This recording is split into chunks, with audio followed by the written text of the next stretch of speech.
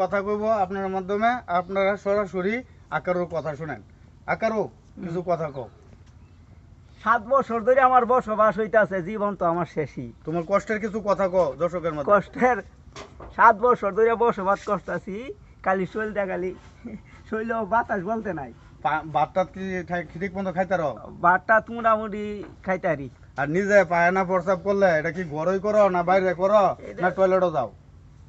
না, এটা এটা আপাতত এই বাটানের খেতুই হরতাছে। আচ্ছা, আপাতত হি কোনো টয়লেটও যাইতেছে না, হি কিন্তু ওই যে আপাতত ক্ষেত খোলার মধ্যেই তার টয়লেট সারিয়ালতেছে। দর্শক, এখন কিন্তু আকারও আগের মতন গড়ও আগে না, মুতে না।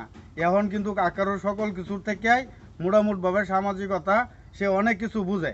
আকারও তুমি এখন কিছু কছেন যে ওষুধ বড়ি কোন ডাক্তারের তুমি ওষুধ বড়ি খাইতেছ?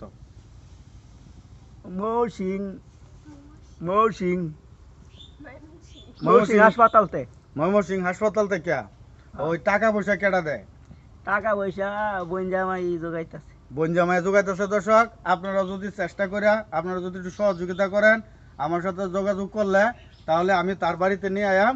আপনারা হালকা কিছু সহযোগিতা করলে আকারও আগের মতন সে ভালো হয়ে যাব। আমাদের মাধ্যমে সকলেই সে চলাফেরা করতে পারবো, আর আকারও আগের মতন পাগল থাকতো না। আসসালামু আলাইকুম।